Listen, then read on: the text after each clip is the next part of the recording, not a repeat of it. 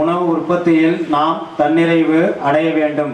இவ்வாறு தன்னிறைவு அடையாத இந்த நிலைமையானது நாளுக்கு நாள் மோசமாக ஆகிக்கொண்டே செல்கின்றது. We can't import the wheat from another countries in future because America, Canada, Argentina, South Russia, Australia, Uruguay and Ukraine are the exporter of the wheat countries, wheat exporter countries. இவ்வாறு நாம் தொடர்ச்சியாக கோதுமையை America, Russia, Canada, Argentina, Uruguay, Ukraine போன்ற நாடுகளிலிருந்து நாம் இறக்குமதி செய்து கொண்டே இருக்க முடியாது. And all these countries are facing drought conditions because of the global warming and climate change within the states. இத்தகைய நாடுகளிலும் சுற்றுச்சூழல் மோசமடைந்து வருவதால் அவர்களுடைய உணவு உற்பத்தியும் குறைந்து கொண்டே வருகின்றது. America is a main exporter country of the wheat to India, and American government has taken the decision to utilize 20% of the ethanol in petrol and diesel, and for that purpose they converted wheatland into ethanol production. நாம் முக்கியமாக அமெரிக்காவிலிருந்து கோதுமையை இறக்குமதி செய்து வருகின்றோம். அமெரிக்க அரசாங்கமானது என்ன முடிவு செய்தது என்றால் கோதுமை உற்பத்தியில் உள்ள 20% நிலத்தை சோளத்தை உற்பத்தி செய்து அதிலிருந்து எத்தனால் எடுப்பதற்காக அவர்கள் முடிவு செய்துள்ளனர். So wheat production area is reducing continuously in America and all other exporting countries. இவ்வாறாக தொடர்ச்சியாக எந்த நாடுகளிலிருந்து நாம் இறக்குமதி கோதுமையை செய்து வருகின்றோமோ அந்த நாடுகளில் கோதுமை உற்பத்தி செய்யக்கூடிய நில அளவானது குறைந்து கொண்டே வருகின்றது. So these countries are not in stage to export wheat to America, to India and all the countries. இவ்வாறாக தொடர்ச்சியாக எதிர்காலத்தில் இத்தகைய நாடுகள் கூட கோதுமையை நமக்கு தர முடியாத ஒரு நிலைமையில் இருப்பார். So food security problem at any cost we have to solve, and it is only possible by means of the zero budget natural farming, not by chemical farming and not by dangerous organic farming. உணவு உற்பத்தியில் நாம் தன்னிறைவு அடைந்தே தீர வேண்டும். இவ்வாறு நாம் தன்னிறைவு அடைய வேண்டுமென்றால் இது ஜீரோ பட்ஜெட் செலவில்லா இயற்கை வேளாண்மையினால் மட்டுமே முடியும். ரசாயன வேளாண்மையினாலோ அல்லது அபாயகரமான அங்கக வேளாண்மையினாலோ முடியவே முடியாது. Entire world is facing now second very severe problem, that is called global warming and climate change. உலகத்தில் உலக வெப்பமானது அதிகரித்து கொண்டே செல்கின்றது. Now within these 3 years we are seeing that climate is totally changed. Monsoon has totally changed their route and their span also. கடந்த 3 ஆண்டுகளில் உலக வெப்பமயம் அதிகரித்து கொண்டே செல்வதால் பருவமழை மாறிவிட்டது. Natural calamities are becoming severe and severe every year. இயற்கை பேரழிவுகள் அதிகரித்து கொண்டே செல்கின்றது. And there is a great loss of the food grain production also by means of the climate change and global warming. இவ்வாறு உலக வெப்பமடைவதால் உணவு உற்பத்தியும் குறைந்து வருகின்றது. There are so many new diseases are coming and the people are dying by means of the new diseases. புதிய நோய்கள் மக்களை தாக்கி வருகின்றன. And even because of the global warming, total environmental changes are increasing day by day. உலக வெப்பமயம் ஆனதால் பருவநிலைகள் மாற்றங்கள் வந்து கொண்டே இருக்கின்றது. And there is a great impact of the global warming, climate change on the crops production, even on the human body also and environment also. இவ்வாறு உலகம் வெப்பமடைவதால் இயற்கை பேரழிவுகளாலும் நம்முடைய உணவு உற்பத்தி குறைந்து வருகின்றது. மேலும் பல புதிய நோய்கள் நம்மை தாக்கி வருகின்றன. Because of the temperature of the environment is increasing continuously, and it is happened within this development process. இவ்வாறு வெப்பம் அதிகரித்து கொண்டே வருவதால் பொருளாதார முன்னேற்றமும் தடைபடுகின்றது. United Nations organization constituted one international body to investigate what are the impact of the global warming and climate change on the natural resources. ஐக்கிய சபையானது இவ்வாறு உலக வெப்பமடைவதால் எத்தகைய மாற்றங்கள் உலகில் ஏற்படுகின்றன என்பதை ஆராய்ந்து வருகின்றனர். The name of that committee is IPCC, Intergovernmental Panel on Climate Change. இவ்வாறு அவர்கள் ஒரு குழுவை அமைத்துள்ளனர். அதன் பெயர் IPCC ஆகும். There are 1300 the great scientists and all other dignitaries which are member of that committee, and Dr. Rajendra Pachuri, the Indian scientist, is a chairperson of that committee. இந்த குழுவில் 1300 வல்லுநர்கள் மற்றும் ஆராய்ச்சியாளர்கள் உள்ளனர். நம்முடைய இந்திய நாட்டிலிருந்து பச்சோரி என்பவர் இந்த குழுவில் ஒரு அங்கத்தினர் ஆவார்.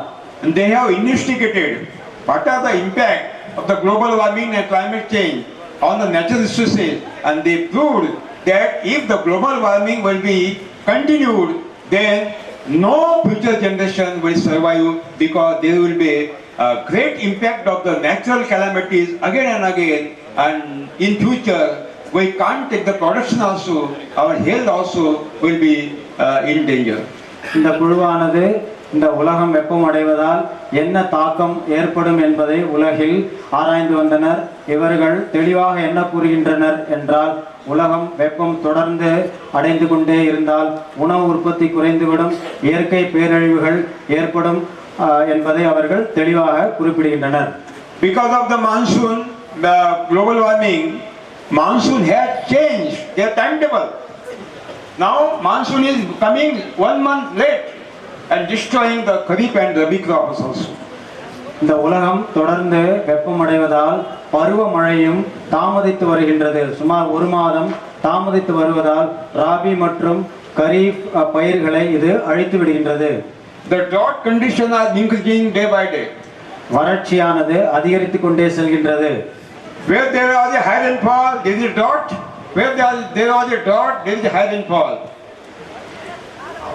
எங்கு வறட்சி அதிகமாக ஒரு பக்கம் வறட்சி அதிகமாக உள்ளது, ஒரு பக்கம் வெள்ளம் அதிகரித்து கொண்டே செல்கின்றது. In Rajasthan there was a drought-full condition continuously from thousands of years. There was no rain at all.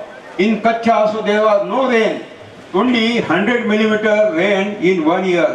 3 times, once at 3 years. Rajasthan மற்றும் குஜராத்தில் உள்ள கட்ச் மாநிலங்களில் அந்த மாவட்டங்களில் வறட்சியான பிரதேசமாகும். இங்கு மழை பெய்வதே இல்லை. 3 ஆண்டுகளில் ஒரு முறை மட்டுமே இங்கு மழை பெய்து கொண்டிருந்தது. Now there are continuous floods in those areas. இத்தகைய இடங்களில் வறட்சியான இத்தகைய இடங்களில் இப்பொழுது வெள்ளம் வருகின்றது. And on other side there was a continuous floods in Purvanchal in North India. Now there is a drought. ஆனால் வட இந்திய மாநிலங்களான பூர்வாஞ்சலில் வெள்ளம் தொடர்ச்சியாக இருந்து கொண்டிருந்தது ஒரு காலத்தில். ஆனால் தற்பொழுது அங்கு வறட்சி நிலவுகின்றது. Monsoon has changed their timetable and attitude also. பருவமழையானது காலதாமதமாக வருகின்றது அல்லது சீக்கிரமாக வருகின்றது. அதனுடைய தன்மை மற்றும் நிலைமை மாறிவிட்டது. Because of the atmospheric temperature increasing continuously by means of the global warming, the ice is melting on Himalayas. ஏனென்றால் உலகம் தொடர்ச்சியாக வெப்பமடைந்து வருவதால் இமாலய பிரதேசங்களில் உள்ள ஐஸ் கட்டியானது கரைந்து கொண்டிருக்கின்றது. Glaciers are melting continuously day by day. இந்த ஐஸ் கட்டியானது தொடர்ச்சியாக நீராக மாறிக்கொண்டிருக்கின்றது. And water level of Indian Ocean and Arabian Sea and Bay of Bengal is increasing continuously. கடல்களில் நீர்மட்டம் இந்த ஐஸ் கட்டியானது கரைந்து கொண்டு வருவதால் உயர்ந்து கொண்டே செல்கின்றது. Now these are the impact we are seeing. Only 0.02 degrees centigrade temperature increase, and when 1.5 degrees temperature will be increased, there will be no at all the crop production, because the natural calamities will become again severe and severe. இத்தகைய அழிவுகள் கடல்களில் நீர்மட்டம் உயர்ந்து கொண்டே இருக்கின்றது. பருவமழையானது காலதாமதமாக வருகின்றது. எங்கு வறட்சி உள்ளதோ அங்கு வெள்ளம் பெருக்கெடுக்கின்றது. எங்கே வெள்ளம் உள்ளதோ அங்கு வறட்சி நிலவுகின்றது. இத்தகைய நிலவரங்கள் உலகம் 0.02 என்ற அளவிலான வெப்பம் உயர்வதால் மட்டுமே ஏற்பட்டது. இதே வெப்பம் 1.5 டிகிரி உயருமானால் இயற்கை பேரழிவுகள் மிக அதிகமாக ஏற்படும். உணவு உற்பத்தி இருக்கவே இருக்காது. When the sea level is increasing continuously, may be possible within 25 years or 50 years, Chennai will be submerged in the sea water, Mumbai will be submerged in the sea water, Kolkata will be submerged in the water, and Shanghai, big mega cities also on the coast area, they will submerge in the sea water within the future. இவ்வாறு கடல் மட்டம் உயர்ந்து கொண்டே சென்றால் Chennai, Calcutta, Mumbai, Shanghai போன்ற கடலோரங்களில் உள்ள மிகப்பெரிய நகரங்கள் கடல் மட்டத்திற்கு அடியில் சென்றுவிடும். There are 4 greenhouse gases which are responsible for global warming and climate change. இவ்வாறு உலகம் வெப்பமாவதற்கு 4 வாயுக்களே காரணமாகும். Carbon dioxide, கரியமில வாயு, nitrous oxide, nitrous oxide, methane, methane, and chlorofluorocarbon, CFC gas. Chlorofluorocarbon என்ற இந்த 4 வாயுக்களே உலகம் வெப்பமடைவதற்கு காரணமாகும். Carbon dioxide is the main greenhouse gas which is responsible to enhance the global warming and climate change. இவ்வாறு உலகம் வெப்பமடைவதற்கு மிக முக்கியமான ஒரு வாயு என்னவென்றால் கரியமில வாயுவே ஆகும். And these greenhouse gases are emitted in the atmosphere by means of the 2 sectors. Number 1, agriculture sector and industry sector. Industry, agriculture and industry. These greenhouse gases are emitted by means of these 2 sectors, agriculture and industry. இவ்வாறு இந்த கரியமில வாயு வெளிவருவதற்கு முக்கியமான காரணம் விவசாயம் மற்றும் தொழில்களே ஆகும். And chemical farming and organic farming is more responsible technology to emit the greenhouse gases in maximum quantity in the atmosphere, and global warming is increased. இவ்வாறு கரியமில வாயு அதிகமாவதற்கு மிக முக்கியமான காரணம் ரசாயன வேளாண்மை மற்றும் அங்கக வேளாண்மையே ஆகும். How we will discuss later on. எப்படி என்பதை நாம் பிறகு பார்க்கலாம். If 70,000 crore metric ton carbon dioxide will be emitted in the atmosphere, the global temperature will be increased by 1.5 degrees centigrade. 70,000 கோடி மெட்ரிக் டன் அளவிலான கரியமில வாயு நம்முடைய சுற்றுப்புறத்தில் வந்தால் 1.5 டிகிரி நம்முடைய வெப்பம் உயர்ந்துவிடும். 70,000 கோடி மெட்ரிக் டன் அளவிலான கரியமில வாயுவை நாம் வெளியேற்றினால் 1.5 டிகிரி சென்டிகிரேட் நம்முடைய சுற்றுச்சூழல் அதிகரித்துவிடும். In 2013,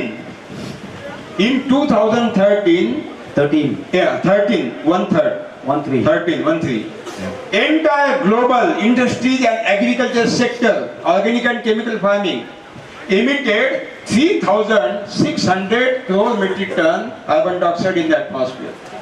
2013 ஆண்டு 3,600 கோடி மெட்ரிக் டன் அளவிலான கரியமில வாயுவை தொழிற்சாலைகளும் அங்க வேளாண்மை மற்றும் ரசாயன வேளாண்மையும் வெளியேற்றியது.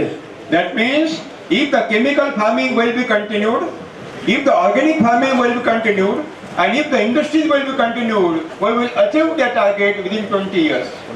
இவ்வாறு நாம் தொடர்ச்சியாக கரியமில வாயுவை வெளியேற்றிக் கொண்டே சென்றால் 20 ஆண்டுகளில் 70,000 கோடி மெட்ரிக் டன் அளவிலான கரியமில வாயு நம் சுற்றுச்சூழலில் வந்துவிடும்.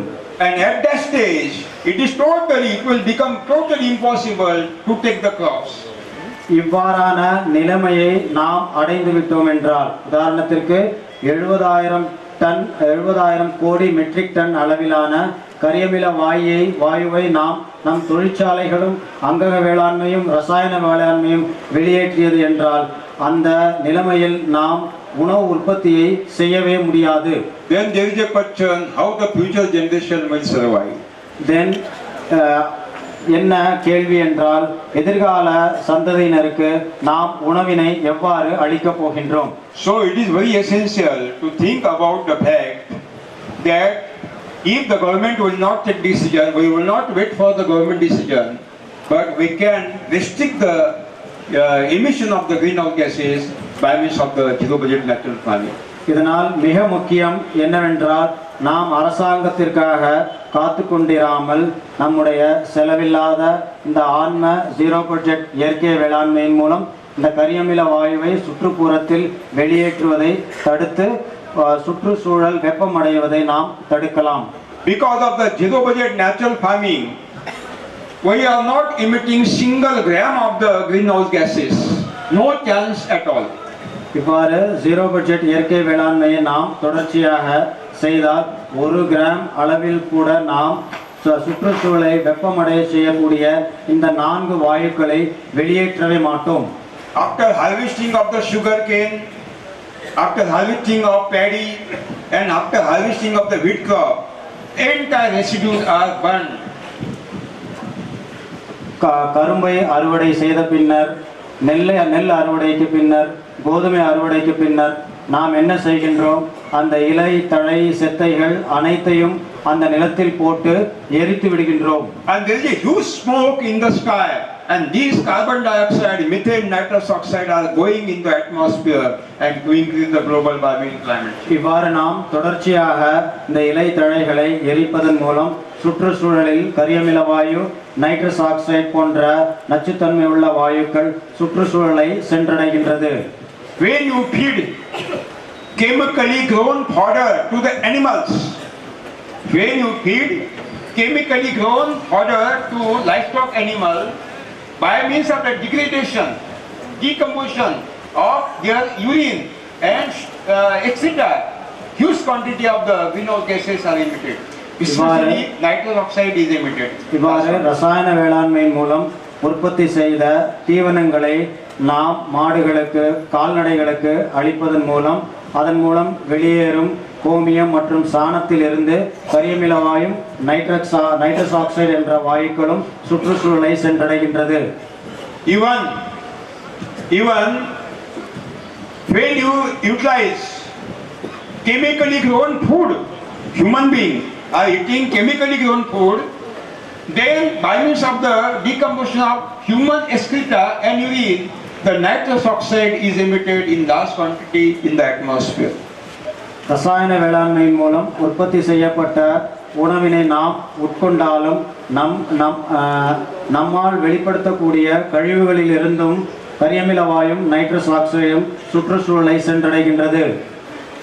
Japanese method of the paddy cultivation, water is stunted on the soil continuously, and that Japanese method is responsible for emission of the huge quantity of the methane in atmosphere. Japanese method of the rice cultivation to give the excessive water. நாம் நெல் உற்பத்தியை ஜப்பானிய முறையில் செய்து வருகின்றோம். அந்த தொழில்நுட்பத்தில் தொடர்ச்சியாக நாம் நீரினை நம் நிலங்களில் சேகரித்து தேக்கி வருகின்றோம். இவ்வாறு தேக்கி வருவதன் மூலம் நீரினை அதிக அளவில் தேக்கி வருவதால் கரியமில வாயும், நைட்ரஸ் ஆக்சைடும் நம்முடைய சுற்றுச்சூழலை சென்றடைகின்றது. During the respiration of the Jersey Holstein cows, the huge quantity of the methane is emitted in the atmosphere. Jersey மற்றும் ஹோல்ஸ்டைன் என்ற வெளிநாட்டிலிருந்து இறக்குமதி செய்யப்பட்ட பசுக்களினாலும் இத்தகைய கரியமில வாயு மற்றும் நைட்ரஸ் ஆக்சைடு சுற்றுச்சூழலை சென்றடைகின்றது.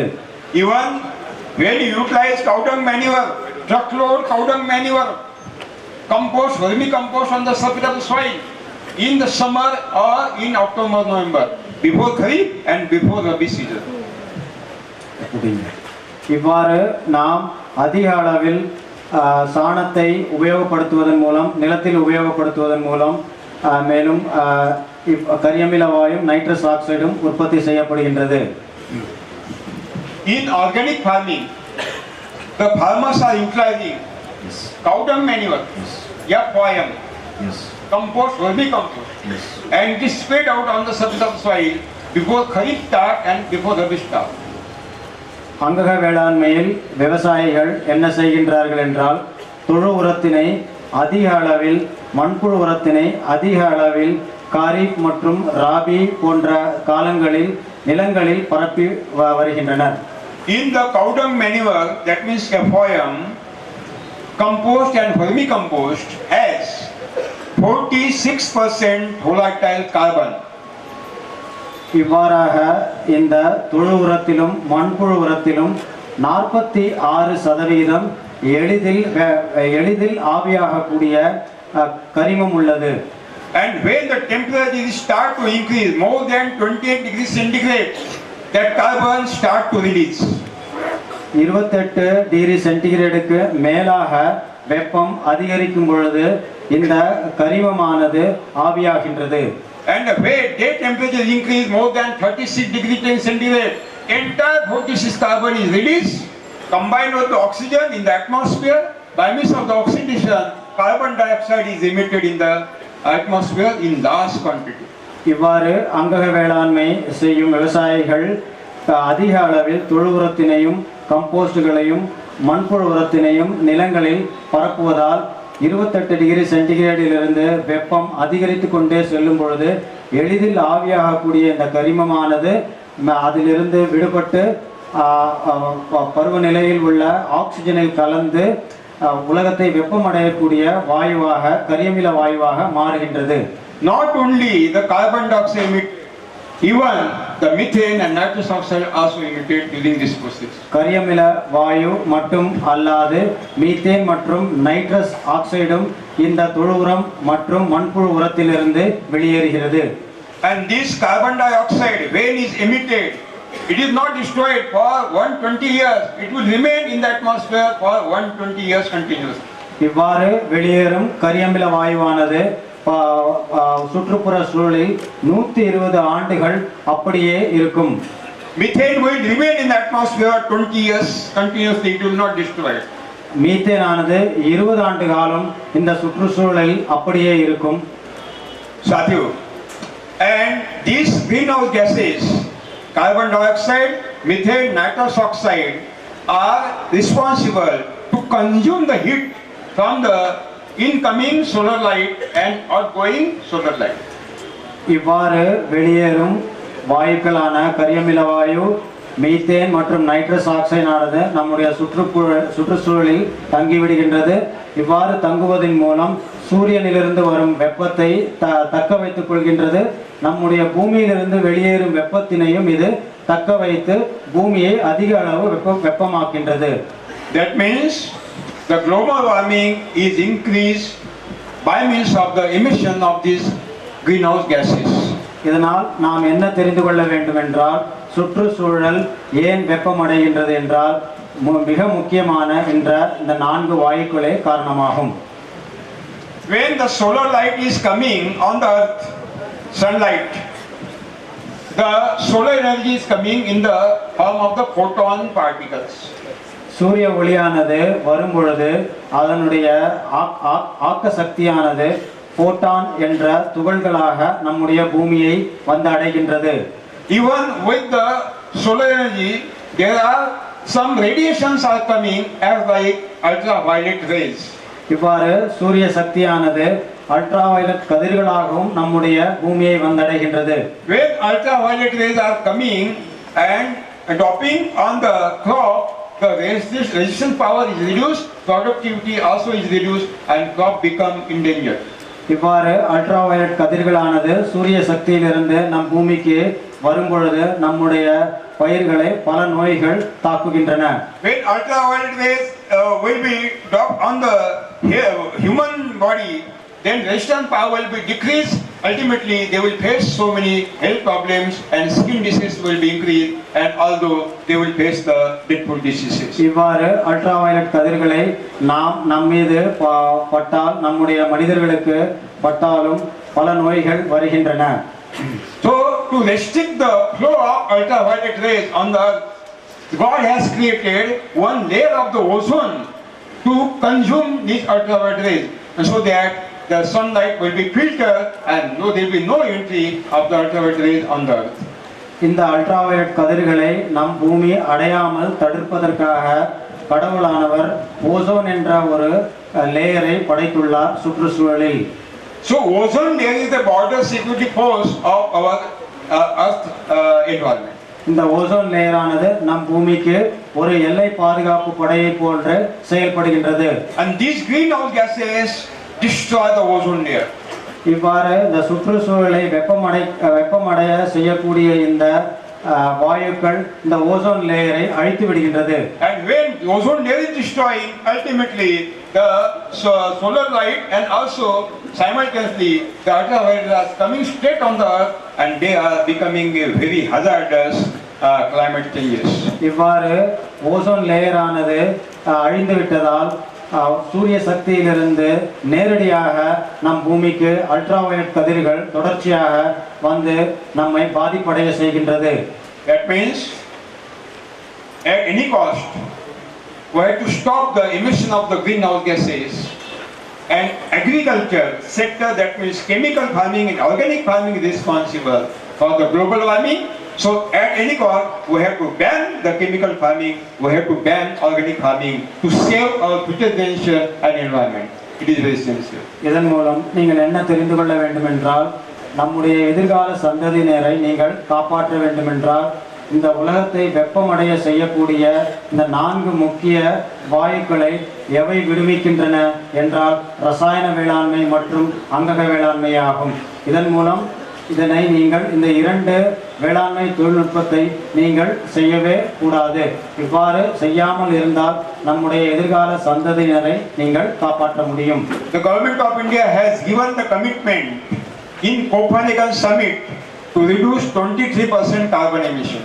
23%. நம்முடைய அரசாங்கம் என்ன உறுதி கூறியுள்ளது என்றால், இந்த கோப்பன்ஹேகனில் சென்று என்ன உறுதி கூறியது என்றால் 23% நாம் இந்த வாயுக்களை குறைத்து விடுவோம் என்று உறுதி கூறியுள்ளனர். And this is the legal commitment government of India has given in Copenhagen summit. That means if the government of India want to reduce the greenhouse gases, they have to ban chemical farming and organic farming and chemical organic input industry also. நம்முடைய அரசாங்கம் சட்டப்பூர்வமாக இந்த உறுதியை கோப்பன்ஹேகனில் கொடுத்துள்ளது. இதனால் நம் இந்திய அரசாங்கமானது எவ்வாறேனும் இந்த கரியமில வாயுவை குறைத்தே ஆக வேண்டும். இவ்வாறு குறைக்க வேண்டும் என்றால் ரசாயன வேளாண்மையையும் அங்கக வேளாண்மையையும் நாம் நிறுத்தியே தீர வேண்டும். Otherwise we can't save our natural resources and we can't save our future generation. It is the reality. இவ்வாறு நாம் ரசாயன வேளாண்மை மற்றும் அங்கக வேளாண்மையை முடிக்காவிட்டால் அல்லது தடுக்காவிட்டால் நம்முடைய எதிர்கால சந்ததியினரும் நம்முடைய இயற்கை வளங்களையும் நாம் காப்பாற்றவே முடியாது. But in zero budget natural farming, nothing to be purchased from the market, nothing to be utilized which is purchased from the market. ஆனால் ஜீரோ பட்ஜெட் இயற்கை வேளாண்மையில் நாம் சந்தையிலிருந்து வெளி சந்தையிலிருந்து எதையுமே வாங்கவே வேண்டாம். No problem of greenhouse gases emission, no problem of the global warming, no problem of climate change. இதனால் உலகத்தை வெப்பமடைய செய்யக்கூடிய வாயுக்கள் ஜீரோ பட்ஜெட் இயற்கை வேளாண்மையில் கிடையவே கிடையாது. If you have one deshi cow in my technology, zero budget natural farming, if you have one deshi cow, maybe Kangaya, maybe Vargur, you can cultivate 30 acres of land, maybe irrigated, maybe dryland farming. என்னுடைய zero budget தொழில்நுட்பத்தை நீங்கள் செய்ய வேண்டும் என்றால் ஒரே ஒரு நாட்டு மாடு இருந்தால் போதும். காங்கேயம் அல்லது பர்கூர் என்ற ஒரே ஒரு நாட்டு மாடு இருந்தால் நீங்கள் 30 ஏக்கர் அளவில் பாசன வசதி இருந்தாலும் இல்லாவிட்டாலும் நீங்கள் இந்த வேளாண்மையை செய்ய முடியும். No inputs should be purchased from the market. No inputs will be purchased from the market. என்னுடைய தொழில்நுட்பத்தில் இடுபொருட்களை வெளி சந்தையிலிருந்து வாங்கவே வேண்டாம். I know you the farmers are purchasing truckload of the FOM or powder manure from the another farmers, but in my technology no single gram of the FOM powder manure should be purchased from the market. No single gram.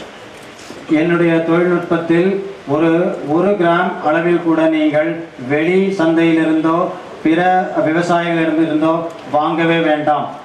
தொழு உரத்தை மிக அதிக அளவில் நீங்கள் நிலங்களுக்கு இடவே வேண்டாம். In zero budget natural farming, no powder manure, no compost, no vermicompost, no chemical fertilizer, no micronutrient, nothing, no manure will be and fertilizer will be utilized. என்னுடைய zero budget இயற்கை வேளாண்மையில் தொழு உரமோ மண்புழு உரமோ ரசாயன உரமோ ஏனைய எத்தகைய உரங்களையும் நீங்கள் பயன்படுத்த வேண்டிய அவசியமே கிடையாது. And if you are not utilizing chemical fertilizers, cow dung manure or compost, vermicompost, no problem to emit greenhouse gases in the atmosphere. No problem at all. No question is arise. இவ்வாறாக நீங்கள் தொழு உரங்களையோ அல்லது மண்புழு உரங்களையோ அல்லது நுண்ணூட்டங்களையோ ரசாயன உரங்களையோ பயன்படுத்த வேண்டிய அவசியமே இல்லை என்று சொன்னால் இவ்வாறு சுற்றுச்சூழலை வெப்பப்படுத்தக்கூடிய வாயுக்கள் வெளியேறுவதற்கான வாய்ப்புகளே கிடையாது.